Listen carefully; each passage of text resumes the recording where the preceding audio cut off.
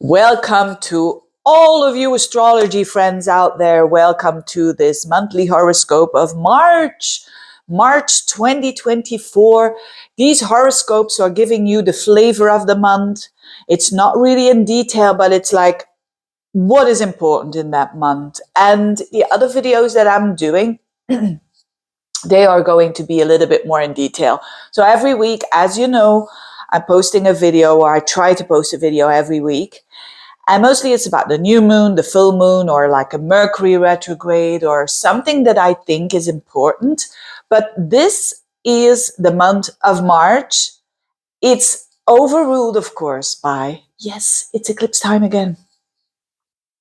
It's eclipse time. Again, and again, every 6 months. We've got those eclipse times, and there's going to be one.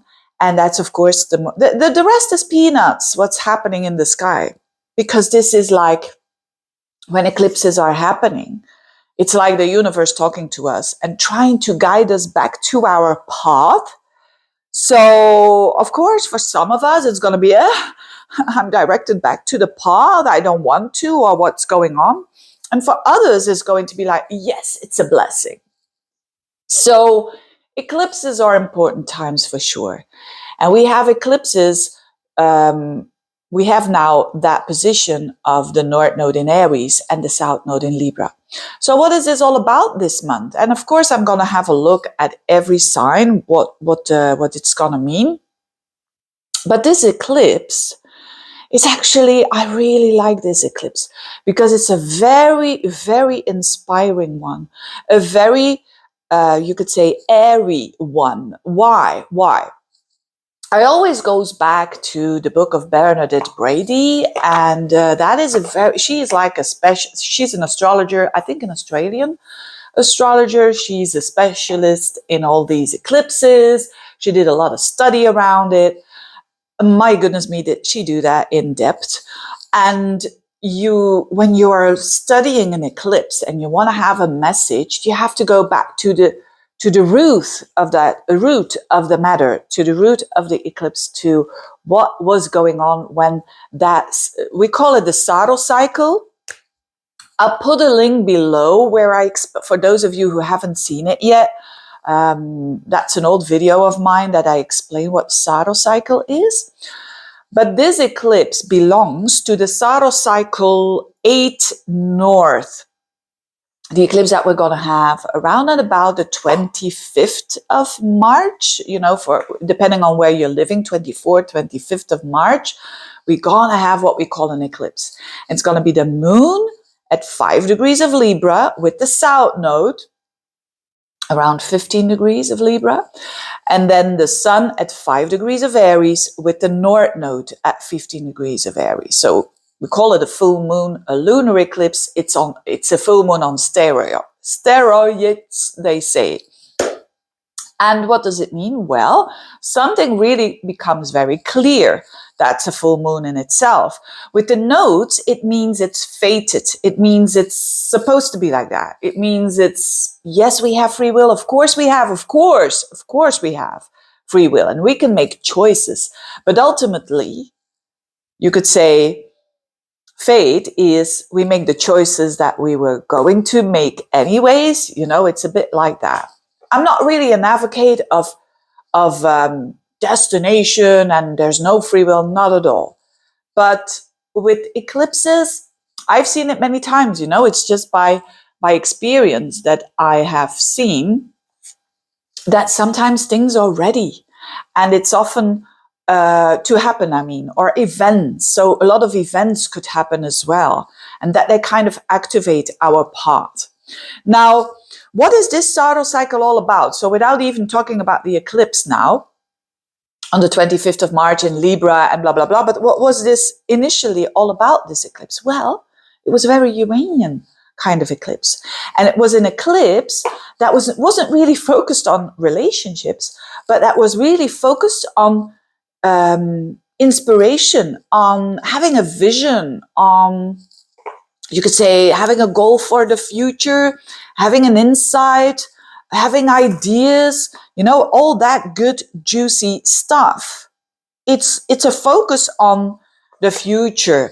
It's a focus on innovation. It's a focus on new things. And it can be a preoccupation even, that because of certain events that are happening around us, that we have to be focused on the future, that we have to be having a vision. You know, it's the problem of today, isn't it? And especially with young people, but not only with young people, actually. You know, it's to find purpose. I've been doing this astrology for since 2012. That's many years, isn't it? But it's only the last 2 to 3 years that I have a lot of people who come for a reading with the question, and it doesn't matter what age they are, with the question of my purpose, my vision for the future, my purpose. So not related to relationship, not related to family, not related to whatever, but related to really what is my purpose here on planet Earth. I think that's a good thing. I think that's a very Aquarian thing, you know, the Aquarian age. And I think it's a sole purpose kind of thing for sure.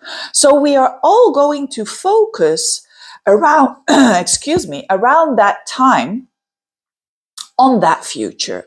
Of course, depending on where this moon is falling, it's going to show you the area of life. And I'm going to focus really on that area of life that for you is going to be where the changes are happening. And why do I say changes? I say changes with a letting go of something. Why? Because this eclipse is a south node eclipse. Why? Because the moon is with the south node. And what does it mean? I've seen it many, many times. If people have these eclipses, of course, if you do an individual chart and you see like an eclipse happening with the south node, especially around their birthday or something like that, you can see that something will leave their life. And that's why I'm saying faith, you know, it's out of your control. Something will leave your life depending on, and if we know that that is coming, we can already be in a state that is more of trust, that is more of acceptance, which is a higher vibration than like desire, for instance. I don't know if you know the, how do you call it? The level of consciousness, it's like a pyramid. You can look it up and Google it up if you're interested in that. But if you look it up, that level of consciousness, that I think it's the psychiatrist David Hawkins that was using that. And if you see the level of consciousness, like, of course, we all know love is high up, right? And sadness and grief and shame is very, very low vibration. We all know that. But look it up because it's so interesting. That acceptance, which is what I'm doing. My work in astrology is actually not to predict you what's going to happen. It's actually to warn you that the things that are going to happen, that it's best for you and for everyone involved. It's some sort of an acceptance work that I'm doing. That is very much related to myself as a person, of course. But that's what an astrologer does. It puts context into your life. And when it does that, it can give you that ability to accept life more. And then it's so easier. Life is so much easier. Now, with that consciousness level, why am I talking about this? Because it's important that to see that this eclipse can help you, or it not really helping, but it is reflecting, because the planets are not doing anything to you. It's a reflection that you can get on a higher consciousness level of acceptance and of course, of understanding, reasoning. This is a moon in Libra, which is an air sign, which is about, I understand, it's rationality. I know, people think, oh, moon in Libra, it's all about relationship. It's not. It's about, you know, that flow of fairness, that reasoning. You know, in a relationship, we are going to, you know, if you want the wall to be gray and I want it to be pink, you know, we're going to reason about this. Is this important for me? You know, that's Libra. Is it important that this room is going to be pink? If it's not even going to be a room where I'm going to spend time in. put it into pink, right? You see, it's reasoning and rationalism together with this vision for the future. Isn't that a beautiful thing? I think it is. Again, back to that pyramid, which I'm very excited about because it was such an eye-opener when many years ago when I saw this the first time, it was an eye-opener because the level of consciousness acceptance is very high. Yes, it's below, I think, acceptance and reasoning is below joy and blissfulness and whatnot, and love, but it is above even desire. Can you imagine? Courage. It's even above all that, right? Proud. So a very low vibration like shame and even fear. If you want to get just above the fear, it's desire. So you see, and with desire, I mean the things that we want, right? It's our ego. I desire to have this person in my life. I have a desire that this person is A, B, C, and D and not E, F, G, H. I desire this job. I desire this asset in whatever.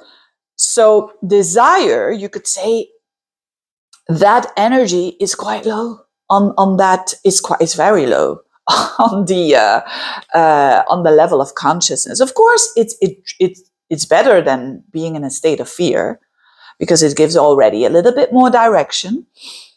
And remember, this is all about direction. This is all about purpose. So, but I'm trying to warn you here for not falling into the lower vibration of desire with all this energy.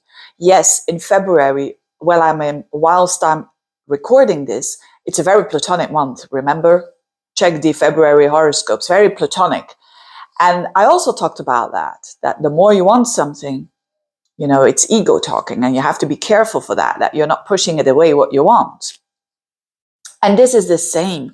This is about being in a higher vibration, and you can only know this when you are aware of it, when you are aware that desire is actually a desire, pride, and courage. Of course, courage is already, of course, we all like it. Courageous people, we all like it. But check that out to know that even a little bit further than that, on the conscious level, towards happiness, joy, bliss, is acceptance and understanding, reasoning, right? So I'm stressing on getting as high as you can in that level of consciousness towards reasoning. Why? Because this is all about that. Yes, it is this Saros cycle 8 north, which is all about genius insights and for the collective, right? It is a very Uranian kind of eclipse family, right? Saros cycle eclipse family. And the thing is that the whole month of March, so yes, we're going to be, whether we like it or not, be faced with our purpose for the future and soul's purpose, right? Soul's purpose. But at the same time, relationships, of course, because the moon in Libra. And because this is an eclipse with the South Node, a lot of us with the moon in Libra, with the South Node, are going to cut it out with very low vibrational relationship energy, which is what I've been talking about for quite a while with this eclipses, which is the people pleaser syndrome, right? I do this because I do this for you. Yeah, I invest in this friendship a lot because I love you. Of course not. Because I say, of course not, but I'm trying to explain this dynamic here. You should go into a friendship for love and for understanding. It should go natural. Should. But a lot of people with this Libra kind of energy here are going to understand that they are investing so much in a relationship, in a friendship, in a love relationship, in a relationship with a child, in a relationship with a parent, with a sibling, with whoever. And they know that they are over-investing, not because they love them. Yes, afterwards they can show, hey, I showed you so much love. but that is to get validation. So this is about stepping away of this manipulative tactic that Libras are very good at. I'm sorry, Libras. I hope my son is a Libra as well. And it's not because you're a Libra that you, per definition, have this in you. No, it's just a trait of the sign when you are unconscious. It's the shadow of the sign that if it's not going to get something, it's going to do it like in that Libran kind of way. With like, okay, you could say, I kind of like you, but I'm kind of stroking your ego, right? A Libra can do that very easily. Again, not all Librans, certainly not my son, but anyway, that's because of no one is just one sign in the horoscope, right? But a Libra wants to be liked. It wants to belong. It wants to be seen like everyone else. And that's why they're trying to get validation outside of them. Now let's hope with this eclipse that it's going to be cut off, this pattern, so that we can see that, hey, we don't need the validation of Mrs. B, C, D, or Mr. B, C, D, or whoever.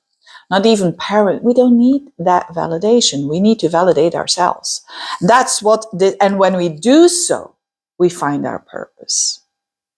We find our soul purpose. We can't find our soul purpose if we're still in the midst of trying to do things for mom and dad or for whoever. To belong in a friendship group or whatever. Friendships, also very important. But all this Uranian stuff and all this kind of planets also in March. Venus and Mars are still going to be in Aquarius. Venus and Mars are going to be in Aquarius. Mars up until the 22nd of March in Aquarius, and Venus until the 11th of March in Aquarius. So there's still a lot of emphasis on Aquarius. And guess what? Mars and Venus, what are they going to do? They're going to square up to Uranus. So again, this is a very Uranian month where what do we do when there is a lot of Uranian energy? We find ourselves back. Through sometimes a cutting of a connection or a detachment of a connection, or in honesty seeing that that connection is not serving your highest purpose. And that's why you fall back on yourself, and only then you can find your soul's purpose. And of course, it also is the other way around, that when you're meeting people, all of a sudden, they can have a very big impact on you, on your soul purpose. But that's only because you did the inner work before that, right? So why are people not finding it in their jobs? And I understand them. It's not a judgment at all. I was there. I've been there as well. My goodness me. Doing things that were against your soul. It's soul wrecking. But this is an energy where you can wake up. Where you can wake up quite drastically. And where you can say, okay, this is it. So what I think it's a wonderful lunar eclipse, if we are welcoming it, if we are saying, oh, my life is perfect, I don't want to change it a bit, can be a little bit of a shock then. Why? Because Uranus is shock to people who are unconscious, period. If you want to warn people for Uranus transits, like we're having in March here, we're having the Venus square Uranus on the 3rd, and we're having the Mars square Uranus on the 9th of March. So it's already in the beginning that there's a lot of Uranian vibe, and Uranus wants us to free up. It wants us to grow up, and it wants us to do the things for ourselves. And it's often misunderstood. People think, oh, it's a selfish thing. It's not. It's not. It's because it's connected to your soul. And remember, Uranus is connected to the insight, to the genius, to having that. And there's always someone who's going to back up you. At least one. Who's that? Of course, yourself. So there's always going to be backup. What an interesting month. So it's a lot about finding your purpose, focusing on your ideas, Relationship is a bit more on the back burner, you could say, but some of them, depending on the signs, the individual signs that I'm going to focus on in a minute, some of them will be a huge focus on relationships, right? Because it's a moon in Libra after all.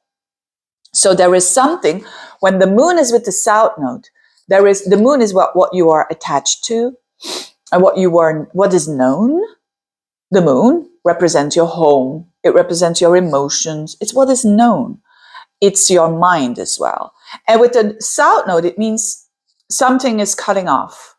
Something that you are attached to, you have to move on, basically. You have to see it. And you can only move on if you're seeing it. So I'm so glad that this is such a rational, airy kind of energy, which is really helping us to find the plan, to find the destiny, to find where our path needs to be stippled out, so to speak. So I'm going to look where this eclipse is falling, but I'm also going to look at Venus and Mars. Why? Because they're still together in Aquarius. But after that, after the Venus will go already into Pisces on the 11th of March. And Mars will be into Pisces on the 22nd of March. Yes. So we're shifting from that vibe into a more Piscean kind of understanding energy, empathic, and so on. So it's like we make a choice, we are reasoning, but after that, certainly with the Venus in Pisces, we are still going to be not selfish. That's basically what I'm trying to say here. That I know a lot of people think, oh, Uranus, and it's all very selfish. And yes, on a negative level, when there's no consciousness involved, then that is the rebel, only then. But when it's not, it's being insightful, seeing the future, seeing how it's going to be. And that's manifesting when, it's like that. I know it's going to happen like that. I know. So let's get into this for Aries. So I'm going to look where the eclipse is falling and where the Mars and Venus is falling. The lunar eclipse for Aries is relationships. So for you, it's definitely about relationship, a romantic relationship. Even if you are single, there's at least an attitude that you're stepping off. Maybe you had a crush on someone that now you're seeing with your reasoning, what the hell am I doing? That person is not seeing me. That person is not seeing me. And I am valuable. So cut the crap, dear Aries. That kind of energy can be very, very, very, very good for you and your soul's purpose for the future. And yes, some Aries people who have like the worst relationship ever, yes, there can be a cutting off of a relationship. But that will be very much supported by your friends, because Venus and Mars is your ruler, in the beginning of the month is going to be in your 11th house of friendships. And so you're getting the love and support there. And you're also getting a glimpse of the future and of your vision. Then this Venus and Mars goes into the 12th house. It's like a recovery house that I'm seeing for you. So some very important decisions to make for Aries people. But they have the time to recover. They have the time to reload the batteries. They have the time. On another level, of course, this is no judgment at all. But with Venus and Mars in the 12th house, watch out for things that are a bit taboo. And because Mars and relationships, so that cannot see the eye.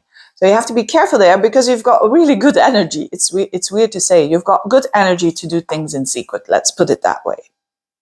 But again, having done all the work before that with the eclipse, it can only mean that you are going to say to yourself, what do I need for myself?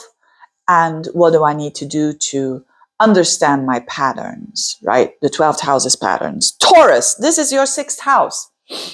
So what we're seeing here is a certain habit or a certain routine that is related to your connections as well, because it's Libra, but that needs to go. There's something about what you're doing on a daily basis that is not good for you here, and that you are understanding and that you can cut out. Can be work, the sixth house is work as well, your day-to-day work. So for you, it's a very practical, rational thing, because at the same time, Venus and Mars are in your 10th house of work. So there's quite a lot of energy in the work area. So you could really now cut out with, and it's related to your health as well. So cut out something that is to improve your health in the future, cutting out something that is there to be more efficient in the future. Maybe you are doing a lot of work, but you're not working efficiently, right? It's a lot of rationalism there. And, or cutting out a job, yes. And when Venus and Mars will be in the 11th house, towards more the end of the month, you're going to be more social. So there's like more time to spend time with friends, to spend time with like-minded people, which is amazing. Geminis, this is your 5th house. So for here, it is the love sector. Children, projects, hobbies, the things that you do that you love to do in one area. And you know that area, right? Watching these horoscopes, you don't have to take everything that we are saying, astrologers or whatever. But it's what resonating. Something needs to go here. Maybe it's when you say, oh, but Veerle, I'm single. Maybe an old attitude towards someone, an old crush that you're having, that you're saying like, what the hell? Why? Why am I crushing on this person? This person isn't even seeing me, rationalism. This person isn't seeing me. And hey, he or she is not seeing me, but I'm seeing me. I know my worth. And I'm going to focus on the right one who does see me. That kind of energy. Could also mean that a child that is going to college, that is leaving the house. Moon with the south node in your 5th house. It could also mean a project. Why am I saying a project? A project that is ending here. A hobby that you're saying, this is not a good hobby for me. For whatever reason. Maybe it costs too much money. Maybe it's just not healthy. Whatever. A hobby that's not healthy. Is that possible? Yes, of course it's possible. Anyway, maybe you're gambling too much. The 5th house is a house of gambling. It's the house of investments as well. And maybe you're saying, I have to be rational here. I can't do this anymore. It's not good for my relationships, Moon in Libra, etc., etc. Whatever it is, it's very much supported by your higher self, because you have your Mars and your Venus in the 9th house. And then it shifts into the 10th house later on in the month, where you're going to focus a little bit more on work and your day-to-day, work and what you want to do for your career. Cancerians, this is deep. Dear Cancer, of course this is deep, because you're a Cancerian. You're ruled by the moon. So you feel these eclipses always a little bit more than other people. And this is at the bottom of your chart, your 4th house. So this is about your emotional well-being. This is about your family. This is about your relatives. This is about your home. Literally, there's something about it that is going. So, and of course, your story. So for some of you, you're going to sell your home, or you're going to sell some property and towards a new one. For others, it will have to do with a parent. There is a shift there with a parent. The parent is going through some transformation. For others, it's your own emotional setup that is not good for you anymore, that you're saying, look, the way that I react to things, I don't like it anymore. I want to respond now, and I want to do this in a different way. So it's a lot of deep stuff that other people are not going to know that you're doing it, because it's in that 4th house, which is a very personal, private house. And Venus and Mars are in the 8th house. So for a lot of, not all Cancerians, of course, but for a lot of Cancerians, this is about money as well. Money and investments and real estate and so on. The combination of the 4th house and the 8th house is a lot about that. So that could be inheritances that you need to focus on, or tax returns, or hopefully a return, or investments that you want to do differently, or that are shifting and that are ending. Because remember, this is about endings. And so there is a new energy coming in for you. And then towards the end of the month, this Venus and Mars shifts into the ninth house, which is a house of travel. So some of you, if you want to travel, go for it, because Venus and Mars in the ninth house is fantastic. And certainly if you want to have fun, and certainly when you are single, because Venus and Mars in the ninth house, you can meet someone or have romance there. Why not? Venus and Mars in the ninth house. For others, it can mean that they are going to focus a little bit more on a broader perspective. They are going to be very very visionary. Absolutely. They're going to spend a lot of time reading books, maybe, or going to a course, or maybe a book or a movie, or inspires you into your destiny as well. Leos, this is in your third house. So something in your third house needs to shift. And the third house is a house of communication. So there is maybe your style needs to go in the way that you communicate now. There's maybe something that you think is not good anymore, and there is a possibility to do so. There is a possibility to shift your style of communication into a better one that serves you better. On another level, it is a relationship house for siblings, neighbors, people that you work with, or teammates, and so on. So there could be a relationship, that there is like a bit of a detachment going on there. Maybe new neighbors, maybe siblings that you haven't seen anymore, that you get in touch with now, and it's another level. It's not better or worse, but it's different. There's something about it. Others can also start end actually a certain study and start something new. So ending a study, or fulfilling maybe at the end of a workshop that you did for a couple of weeks, and now it's ended, and now you have that knowledge to apply it in your life in a very rational and in a very good way. You could be thinking a lot about love. Moon in the third house, you could be shifting your thoughts about that as well. What else is the third house? It is when you have your own business, a very important house, because it's the PR house. So you could be, for instance, saying, okay, I'm not going to do Twitter anymore. I'm not going to do Instagram anymore. I'm going to focus on Facebook, or I'm going to focus on YouTube, or whatever. You could be closing certain levels of networks. Whatever it is, there is also a lot of focus on relationships with Venus and Mars in your seventh house still in the beginning of the month.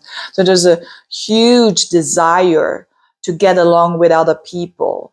And I talked about desire in the first place, in the introduction. Listen to that part, because it can help you to understand that it's a direction.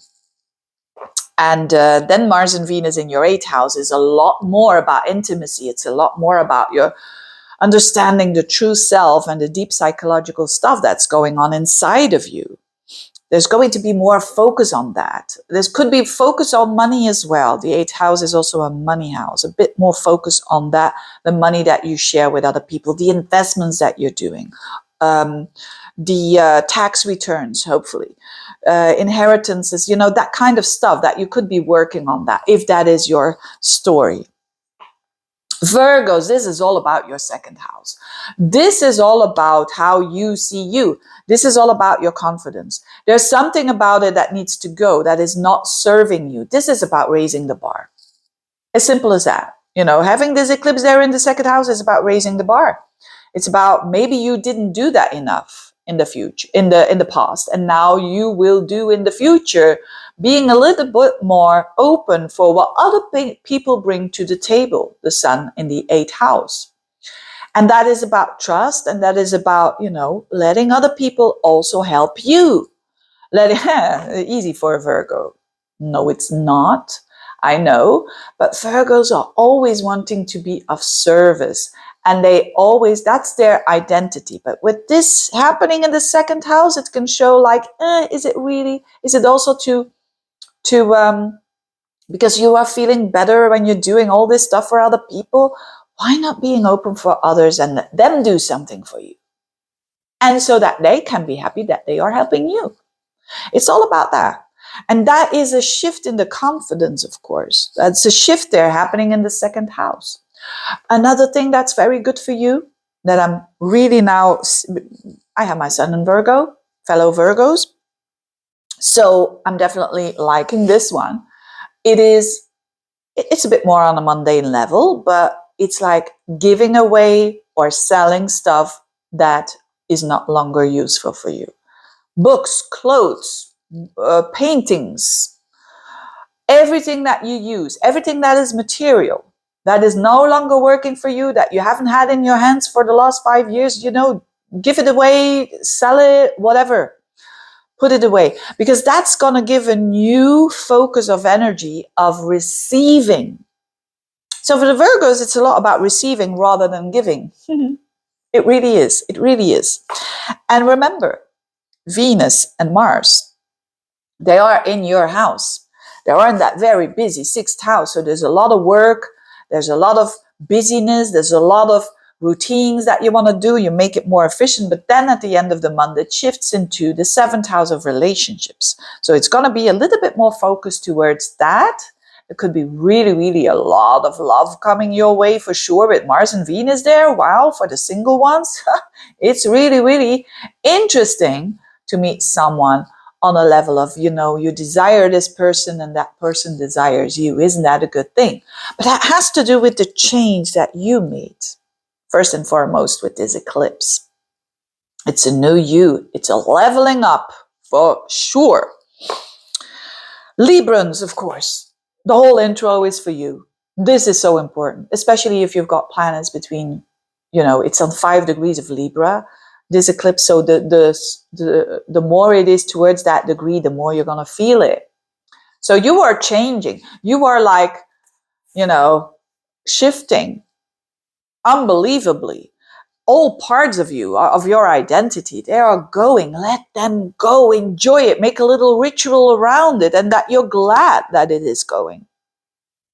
When I had eclipses in my first house, like you, it was a huge shift of my personality.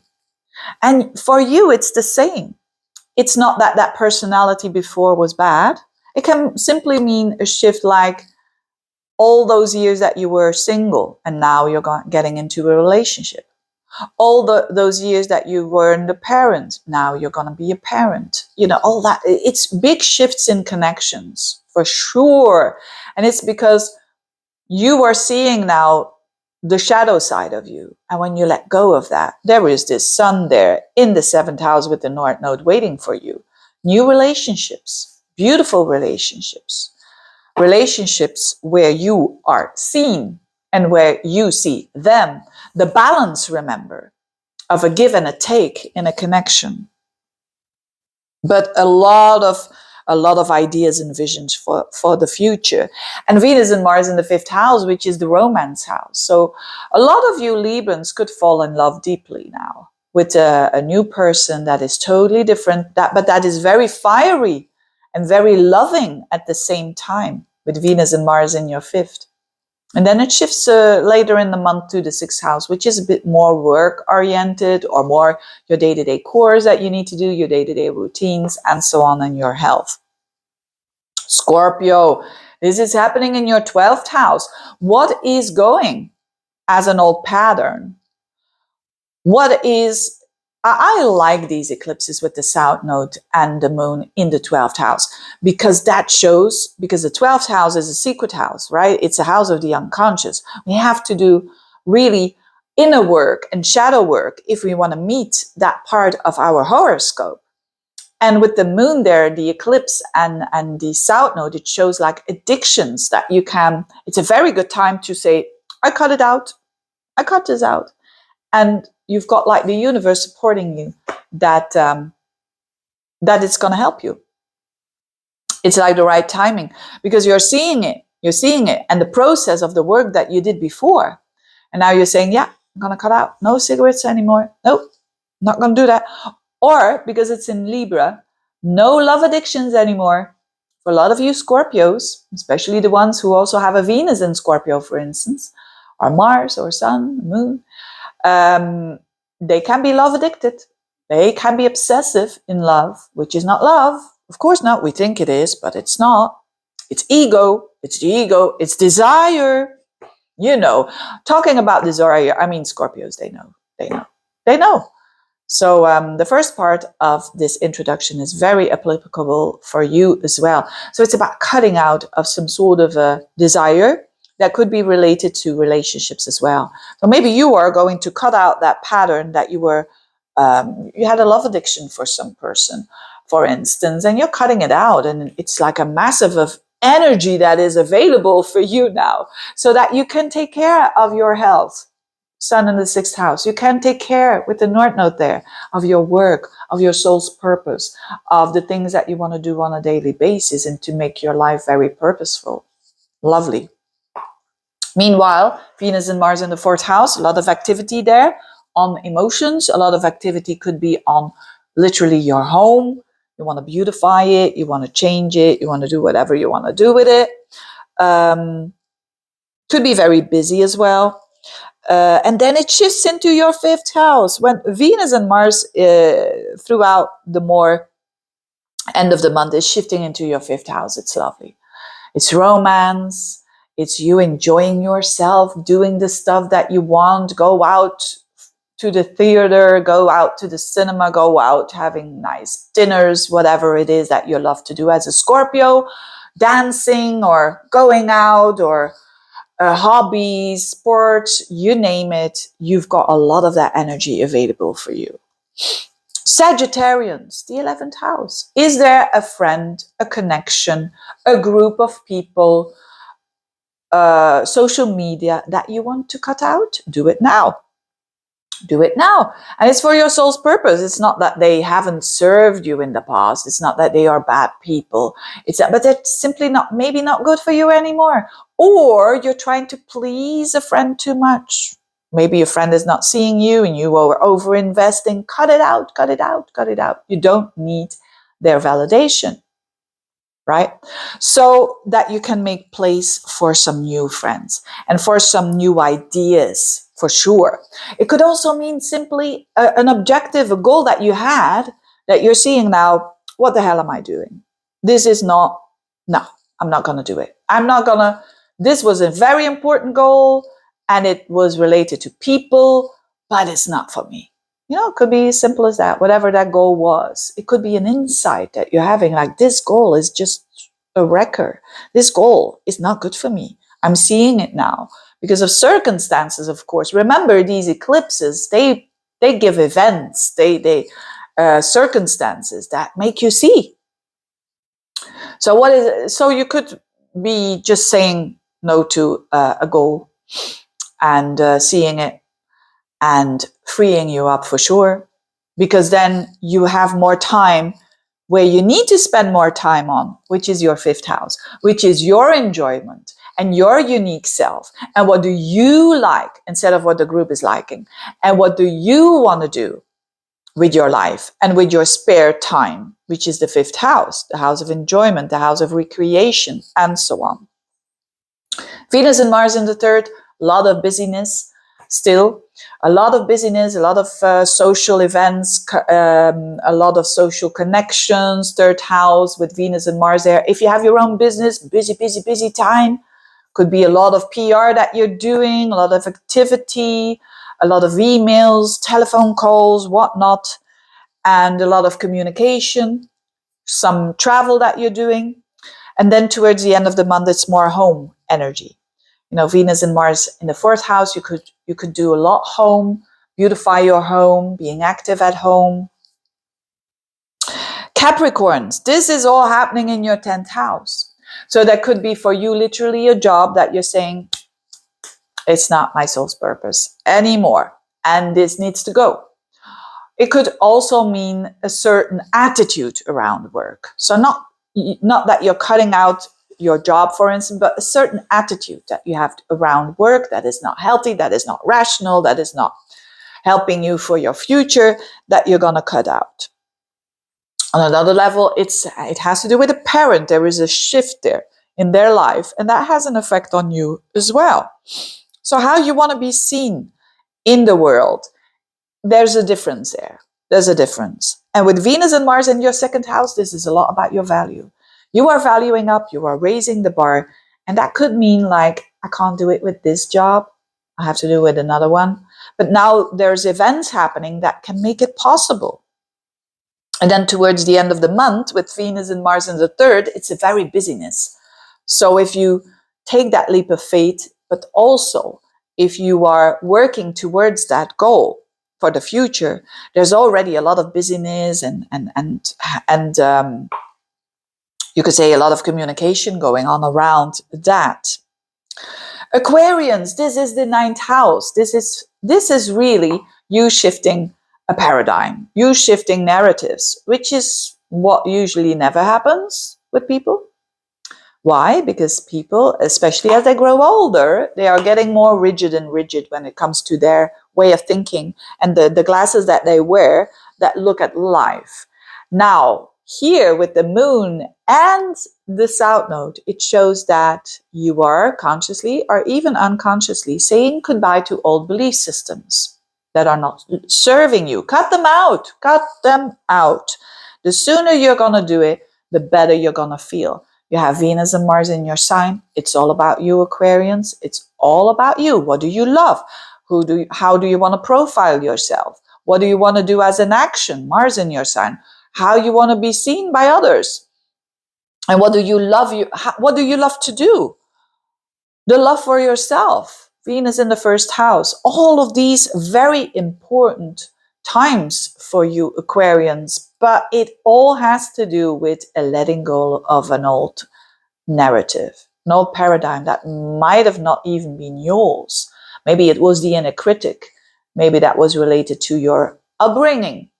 Maybe an inner voice that isn't even yours, or that you took on that wasn't even yours. Now finding your own voice. Venus and Mars in the first house is very liberating, because then later at the month it shifts into your second house, which is your value.